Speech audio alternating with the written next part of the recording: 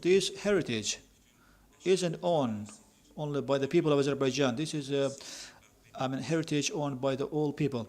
That's why we are implementing restoration of this heritage. This is how it looks. That's all from my side. Thank you very much for your kind attention.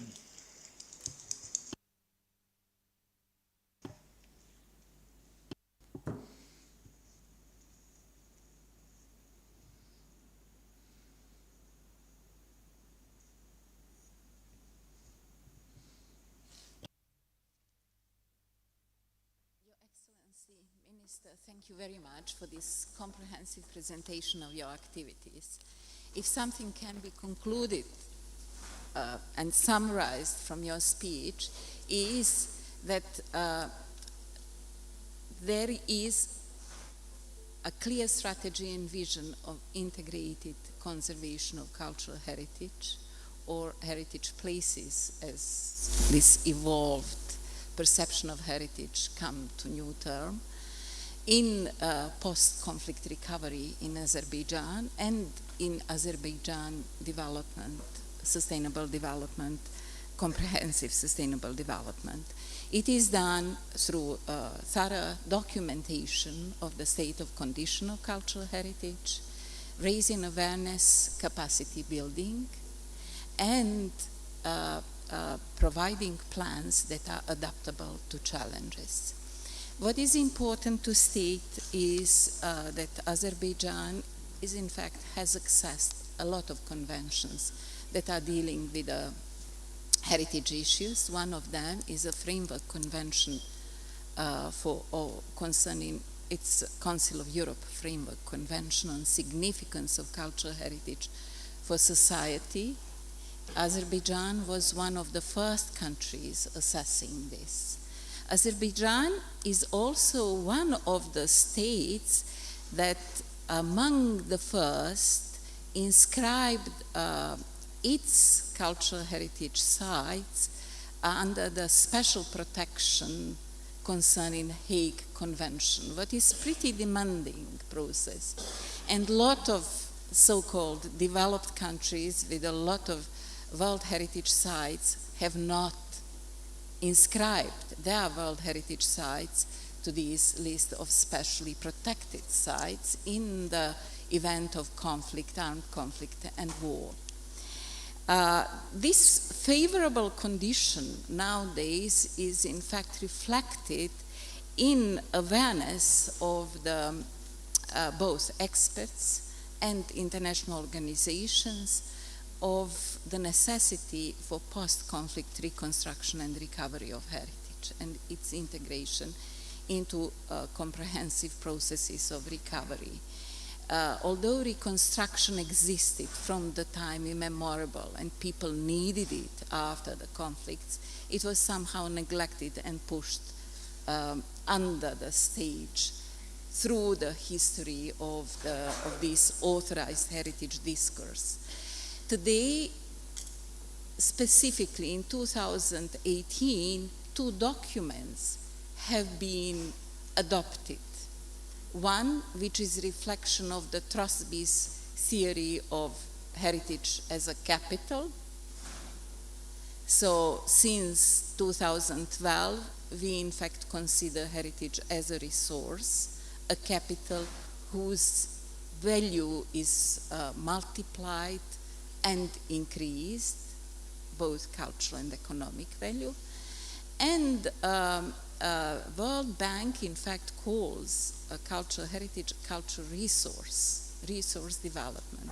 So in 2018, World Bank and UNESCO together passed a document that is symbolically called CURE, and it is a document about the culture and city reconstruction and recovery, which provides guiding principles that integrate place-based and people-centered approaches through culture into sustainable urban development policies to help cities effectively address the impact of urban crisis. The other document is Warsaw Declaration, which is again enhanced and adopted not only by 200 experts who drafted it, but with the World Heritage Committee at its meeting in Bahrain that was before the meeting in Baku here. So it was disseminated in Baku at the World Heritage Committee meeting, and this Warsaw Declaration is about post-war reconstruction and recovery, with the principles, terminology, etc. So all of that is a huge capital which should be developed through the experience of the places that are now passing through the process of post-war recovery and reconstruction. With that in mind, I would like to invite our next speaker, Marcelina Zielinska, who is director of Chapman Taylor Company, architect and urban planner, to present this integrated approach to social and economic recovery of Shusha, which is the cultural capital of Azerbaijan. Yes, thank you very much. So we came together, we will present as a team because we are architects and we always work in teams. My colleague will start as he's the owner of Chapman Taylor. He will introduce us and then I'll continue.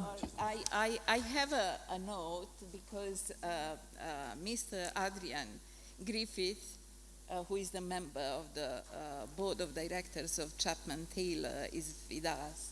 So they will together present. So good afternoon. Both of us will do a double act. I'm presenting our story on Shusha to date. My name is Adrian Griffiths, Group Board Director of Chapman Taylor. I'm joined today by Marcelina, a Director of Chapman Taylor as well. In terms of the story of Shusha to date, we first visited Shusha at the beginning of February last year. It's been hugely honoured to be involved with this project. It's been very exciting, working collaboratively with the Ministry of State Committee and also with the Baku Design Institute. I'm sure you've all seen the map of Azerbaijan over the last few days, but Shusha, very much located in the west of the country, actually bordering Armenia. And whilst you've seen a lot of the recent cities which have been totally demolished, Shusha was occupied by the Armenians up until the end of the war, and therefore in many respects is a very different city.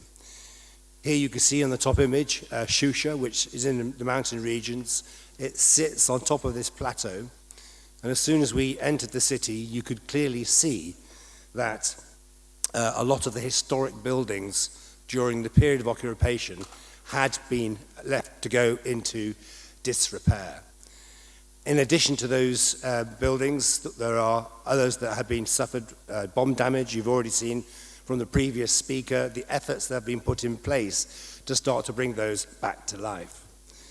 The image on the right shows you Shusha sitting on the top of the hill, landscaping always being a very important part of the city itself.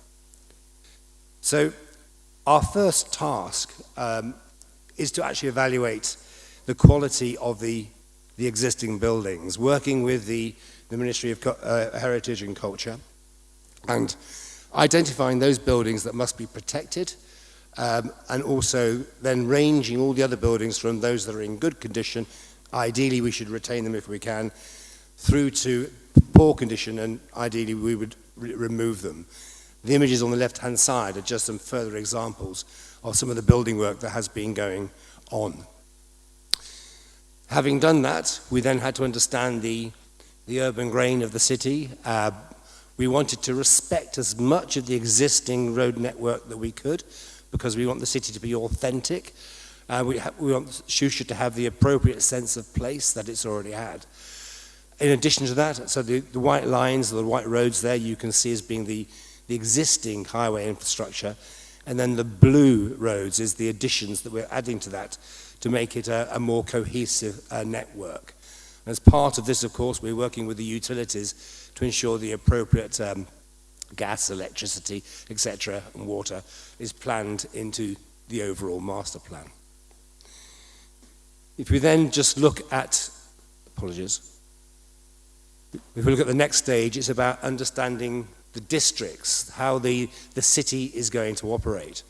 We've identified 12 districts. We're not going to go through them all in detail today. Marcelina will take us through one of them in a lot more detail.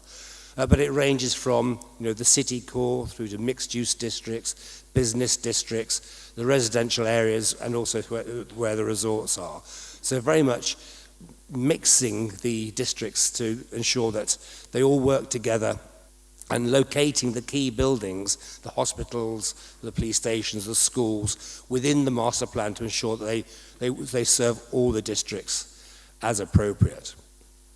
And then following that, we move to the next stage, which is to start looking at the sense of place, understanding the authenticity of the city, the types of materials that the city is made of, the scale of the development, and then master planning those districts so that they are of more of the dense areas are in the core of the city, being a maximum of 4 to 5 stories, because that is how Shusha would have been historically.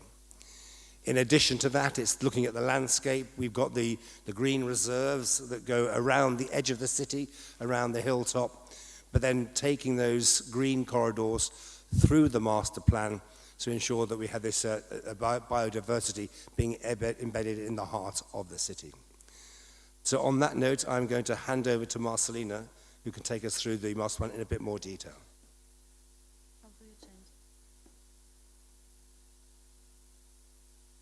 Thank you very much for this case and presentation, how you integrated heritage in a spatial planning.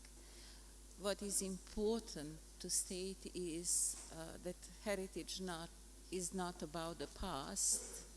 It is in fact about transmission, inheritance, and transmission to future. Heritage is about present. We attribute values to sites, places, buildings, habits, rituals, different kind of intangible expressions, and instrumentalize these attributes for our benefit, for our welfare. So heritage is always about the presence, with the responsibility to transmit it to future, and those values that we attribute to it. So heritage without people atrophies. People without heritage cannot exist. And this nexus between people and heritage is a key. Participatory approach to heritage recovery after trauma is a trauma healing process. Heritage recovery provides instruments to process trauma, be it traumatic experience, cultural trauma, societal trauma, or historical transgenerational trauma that we can recognize among the generations of Azerbaijani that were exposed to occupation and conflict in Karabakh.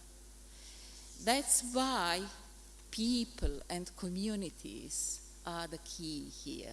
What they attach to heritage, their memories, their narratives, their values.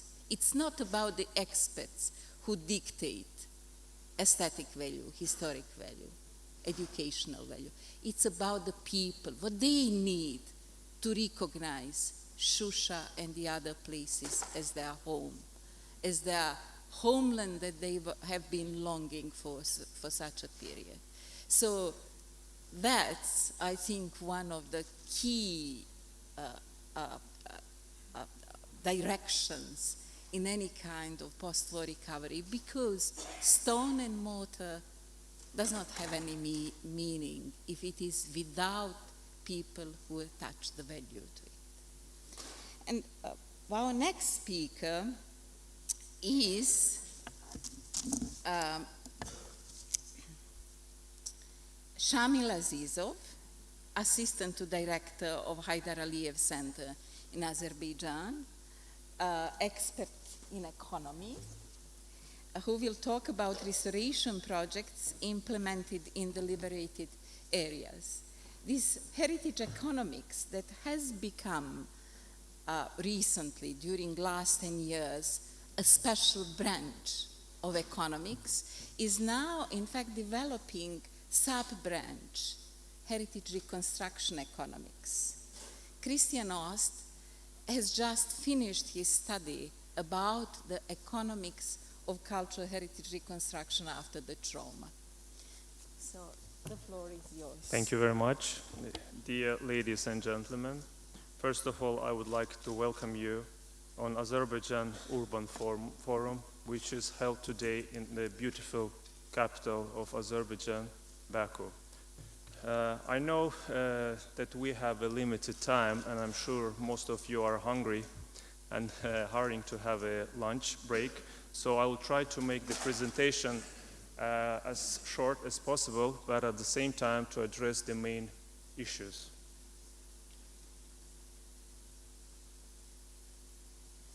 So the presentation, it's about the project that are implemented by Haydar Aliyev Foundation in the Karabakh region.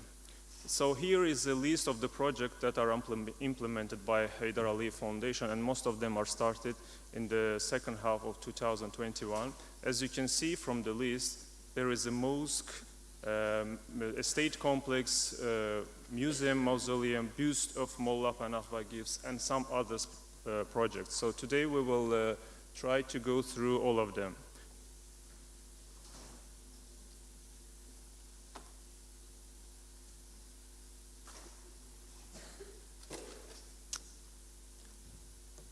Yukhari Gövhar Agha Mosque was built around 1750-1755.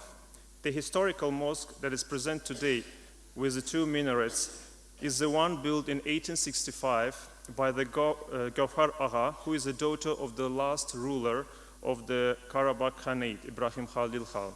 The architect of the mosque was the famous, at that time, architect Karbalai Safi Khan. The complex consists of the mosque, madrasa building, a courtyard between the main garden and the mosque, and two gardens, each of them on one side of the mosque. After the occupation in 1992, the mosque was damaged because of the war and the act of vandalism. Even though the restoration was made during the occupation period, the architectural elements were not adaptable to the mosque historical features. The restoration works of the mosque is carried out by Haydar Aliyev Foundation since the December 2021. On this slide, you can see the restoration and the conservation works that are required to be able to use the building as a mosque again. So I don't want just to go through all of them. I will move to another slide. Until now, strengthening works have been carried out in the mosque. Interventions made to the mosque during the occupation period have been eliminated. Petrography, calcination, acid loss analysis, as well as analysis of the properties of solution, binders, and the aggregates have been performed. Outside the mosque, in the garden and in cemetery, plants and the plaster were removed. Cleaning work were carried out. Black plaster joints between the stone were cleaned on all facades and inside the building. Plastering of all facades and internal joints was completed with a newly prepared solution. The existing concrete layer of the floor has been dismantled, and preparation for the construction of the spatial concrete floor are ongoing. The painting of the minarets have been started as well. The next project that we are going to look at is Ashaghi Gövhar Agha Mosque, which was built in 1864 by the same architect, Karbalai Safi Khan. The complex consists of the mosque and the madrasa building, which surrounds the mosque itself in a U-shaped form. Ashaghi Gövhar Agha Mosque and the madrasa haven't been restored throughout the years, and it was left on its own for the long time. The main aim of the restoration project is based on conserving the building to its authenticity. Here,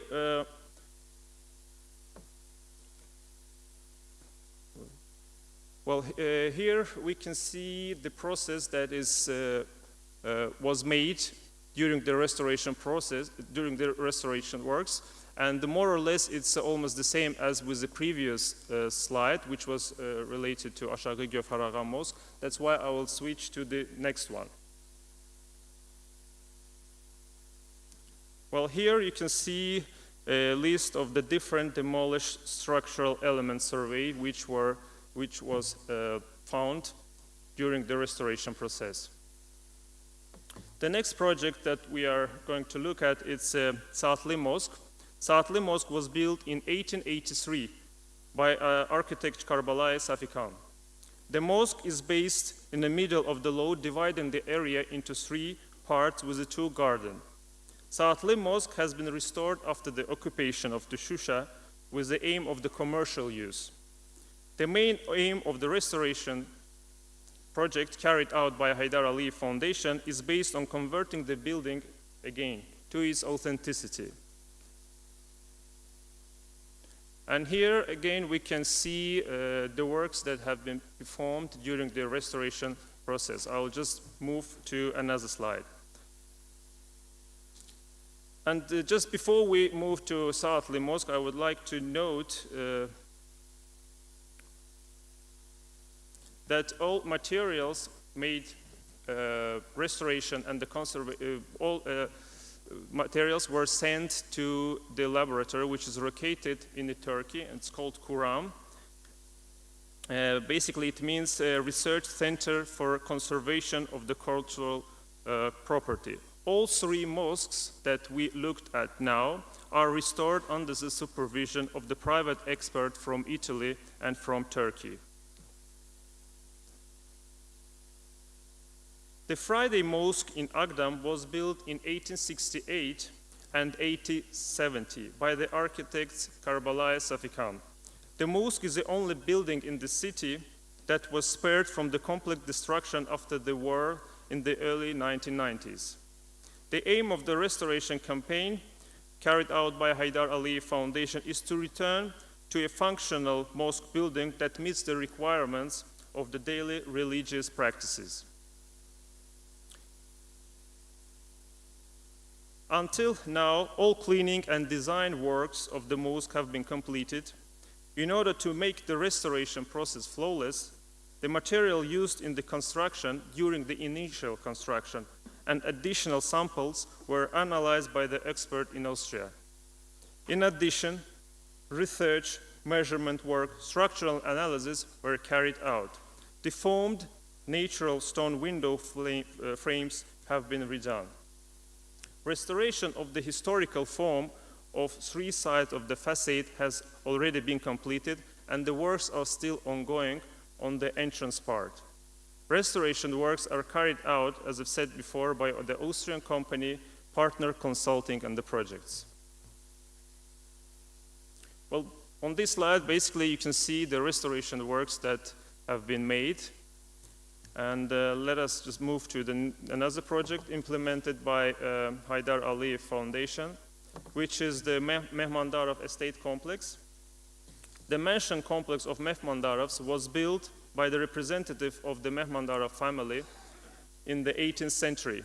The residential complex includes large residential building, small residential building, and the family mosque. The mansion of Mehmandarov was destroyed during the occupation, and the restoration works are carried out by Haydar Aliyev Foundation since the October 2021. After renovation works, it's planned to open house museum here, which will consist of the cabinet, living room, dining room, and the bedroom. To date, the roofs of the house and the mosque have been dismantled, and the new roof has been installed. The ceiling have been restored and repaired and painted. The doors and the windows have been removed and replaced with the oak ones. Also, the electrical, the water and the sewage system, as well as the heating system, was rebuilt. The facades were cleared of the plaster. The wall destroyed by the explosion was restored, and the damaged wall was strengthened. There is also a spring which is located outside of the Mehmandarov's complex, which was also totally rebuilt, and now it's in a working condition.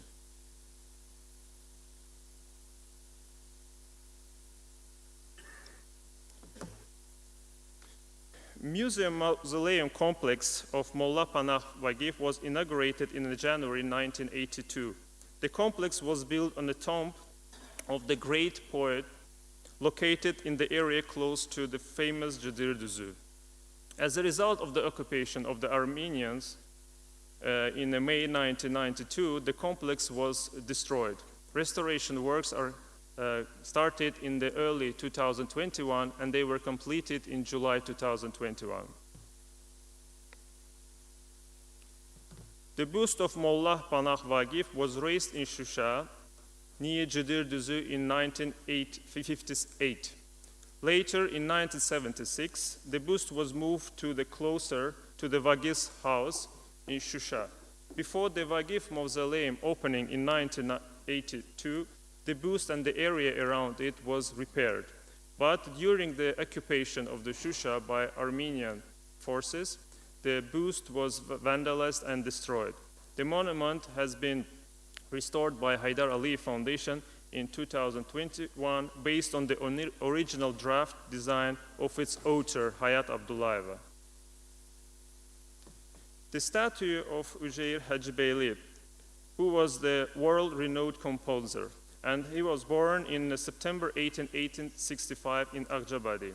In 1985, on the occasion of the Üzeyir Hacıbeyli's 100th anniversary, the statue of the composer was erected in Shusha. But again, during the occupation period, the statue was vandalized and destroyed, and it was erected again in Shusha by Haydar Aliyev Foundation in 2021. Carpet Museum in Shusha, well, this building is actually intended for the carpet exhibition. The building consists of 2 floors and 1 basement. The main facade of the building built of the local stone. The original appearance of the building was greatly damaged as a result of the reconstruction and the strengthening work that were carried out during the occupation period. Decoration of the building facade pillars were changed. Additional windows and the doors were opened on the side of the building. A balcony and the large windows were installed. A noticeable reconstruction works were carried out in the interior, and the original appearance of the building was completely changed. The building that will house the art gallery was built in 1860-1865, which was destroyed by the shell fire during the occupation period. As a part of the restoration works, Haydar Aliyev Foundation, the building is being restored to its original condition.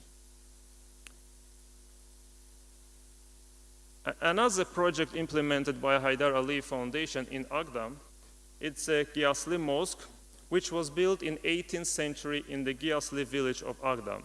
The minarets and the upper part of the mosque was completely demolished. After the World War II, only the second part of the mosque was partially restored, but it was used as a warehouse. The mosque became unusable during the occupation period. Since April 2022, the restoration work carried out by Haydar Aliyev Foundation with the help of the restoration company from Italy, Ipogea. Since the beginning of the works, the area has been clean of the construction waste, environmental and the landscape planning have been completed, 3D visual images were developed. Shirin Su Hamamı was built in 1878 and 1880 at the order of Khurshid Banu Natavan. The bath was called Shirin Su, which is meant fresh water, due to the fact that it used drinking water, which was brought to city back in 1873 by an order of Natavan. It functioned until the city of Shusha got under the control of the Armenian forces. After the end of the Karabakh War, the building remained intact. However, the interior decoration was changed dramatically. The restoration work started by Haydar Aliyev Foundation in September 2022, which includes demolishing of the parts related to the original hammam, external and internal restoration, reconstruction of water, heating, and electricity system. And just before we finish the presentation, and the last project that are currently implemented by Haydar Aliyev Foundation is the House Museum of Üzeyir Hacıbeyli. The museum started its operation in 1959. The museum functioned till 1992, just before the occupation. So during the occupation period, the museum was vandalized and destroyed, and the restoration works of the Üzeyir Hacıbeyli House Museum started in September 2022 by Haydar Aliyev Foundation. Just to mention the project, all the projects that are carried out by Haydar Aliyev Foundation are under the supervision of the third party from Austria, which is the Wechtorn Architekten Company. Thank you very much for your time. Have a good... Thank you very much, Dr. Azizov, for your presentation. That is, in fact, fascinating work. And now we have some time for reflections, questions, hoping that our speakers will be able to answer to the questions. It can be challenging, of course. So, anyone? Yes, please. Can you introduce yourself? Is there anyone who can bring a micro to a gentleman in the middle? Can you introduce yourself? Hi there, can you hear me? Hi. My name is David Fazula. Question for Marcelina. It's regarding the Shusha population. What is the proposed population for the rebuilding of the city? I must admit that I have not heard you properly, so I don't know if it is. If Can you hear me? Now, yes, Yeah, maybe. yeah. What is the proposed population for the Shusha reconstruction city?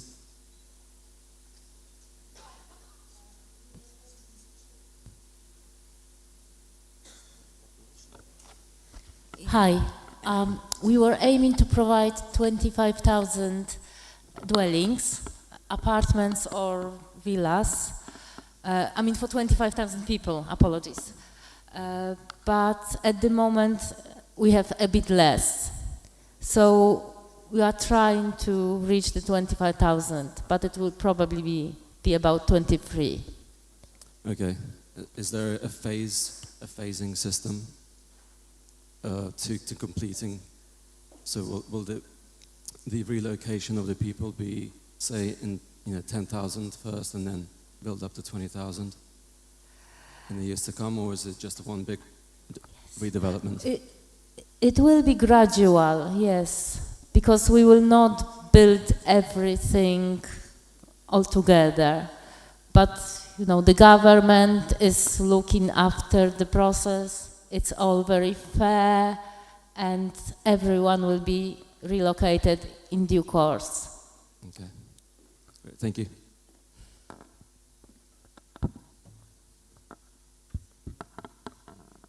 Anyone else? Yes, gentlemen. Çok sağ olun. İlçin Əliyev memar. Mənim sualım var cənab nazirə. Anar mənim təşəkkür edirəm çıxışa görə. Siz orada rəqəmlərdən danışdınız. Amma mən bir memar kimi cavab almadım mənim maraqlandıran suala ki. Elicit the answer to the question that I asked. So basically monument, architectural monuments, are they going to be conserved? Are they going to be restored? This is the main key distinction that we need to make.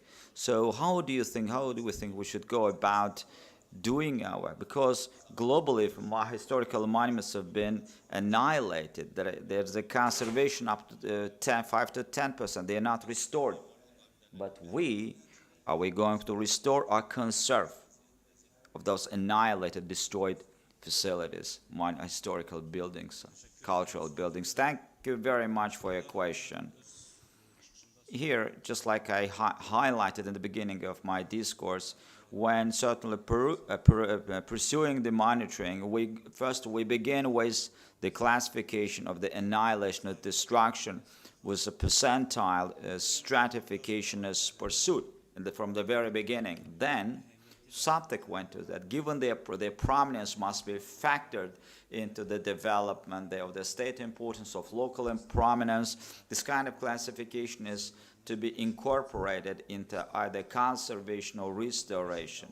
Also, to top it all off, I'll have you know that distinguished moderator highlighted as well that when we are engaged either in restoration and the restoration and the conservation, we certainly being mindful of the people who will be resettled back, who will be close contact, if you will, with the people that will reflect a collective memory, that communities will live there. Definitely their insights, their reflections will be factored into this complex set of development that is either restoration or conservation. It will be very hard for me to detail every single monument either to be restored or conserved, or regeneration, if we were to use one single word, that would encompasses both notions. That we need to take into account all many multiple factors in either of those developments. Thank you very much. I hope it was clear. Thank you very much. And participatory reconstruction is a healing process, trauma healing process. So I believe if I can sort of second what Minister has just said, that it is up to people to express their needs and participate in prioritization, as well as in the process of recovery. That should be holistic. That means that intangible expressions, tangible heritage, in all its expressions, cultural landscape, everything, structure of the town, image of the town, and natural heritage should be approached in a way that is holistically envisioned. Any other question? Yes, please. Çox sağ olun təqdimatlara görə Davud Rəhimliyəli For təşkilatları. all these reflections. I know it's a lunchtime, yes, and after the lunchtime, I for one will have a speech of my own where I will certainly lay out my insights personally. But I reckon when Mr. Minister spoke and many others won't be present subsequent to lunch, so I would like to come up with a recommendation of mine. We heard that indeed everything that has been done so far is meant for the welfare of the people, that we have already attained the ultimate goal, that is the liberation and consolidation of the occupied territories. The second goal will definitely be the reconstruction, restoration, and the great return, if you will, of the population. As yesterday I visited Ağdam, and prior to that I had visited Shusha, and at present I'm here. We still were working on a project over there.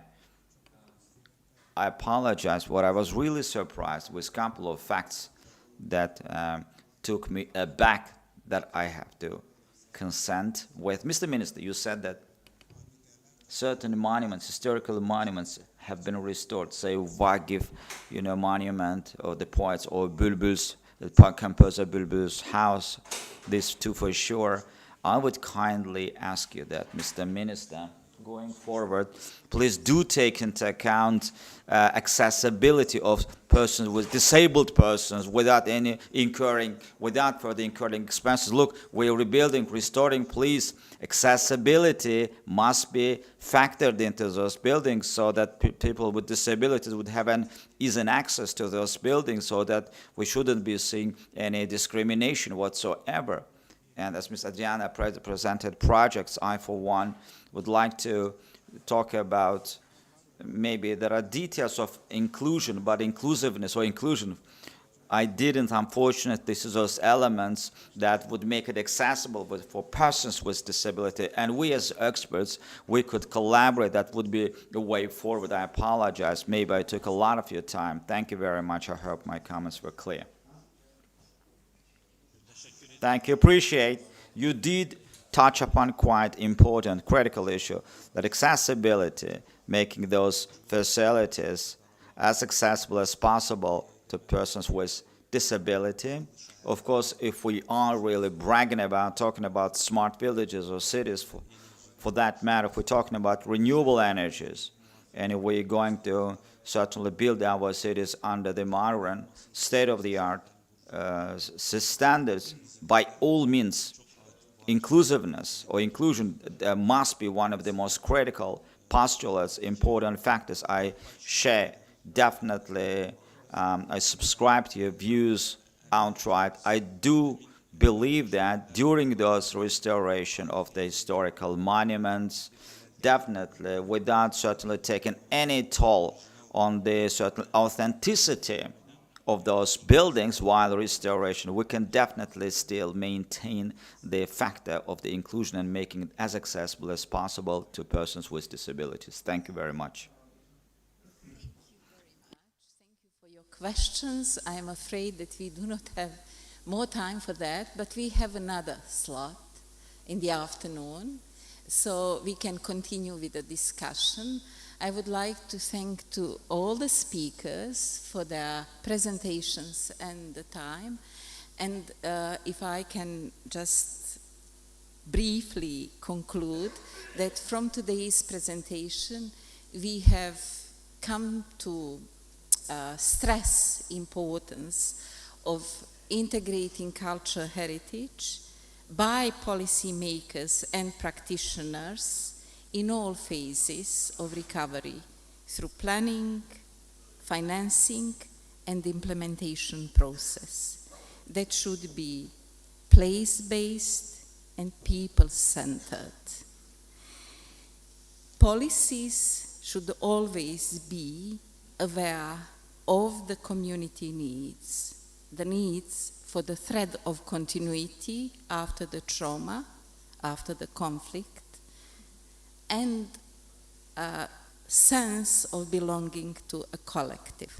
Heritage is the most powerful resource that provides both thread of continuity, feeling that the community does not exist in a limbo that belongs to a time and a place, and also feeling that a person, individual, belongs to collective, that shares collective values and collective identity.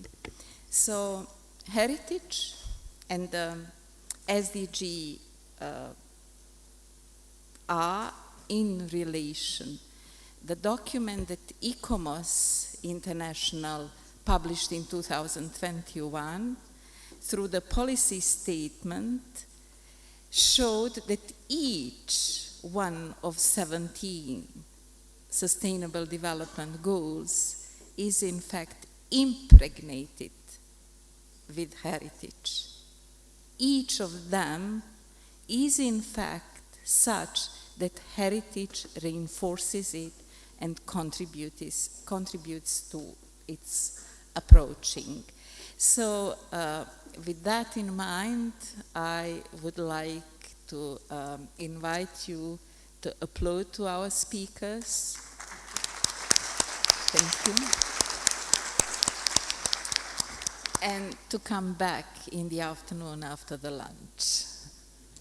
Thank you very much, Ms. Hacı Muhammedovic, for amazingly moderating this session. Dear speakers, His Excellency Minister, please accept our sincere appreciation for outstanding presentation you made for NUFA. Now we're leaving for lunch break and waiting you back at 14:10 here for our next session. Enjoy your meal. İndi isə biz nahar fasiləsinə ayrılırıq. Hər birinizi 14:10-da növbəti sessiyamızda səbirsizliklə gözləyirik. Nuş olsun.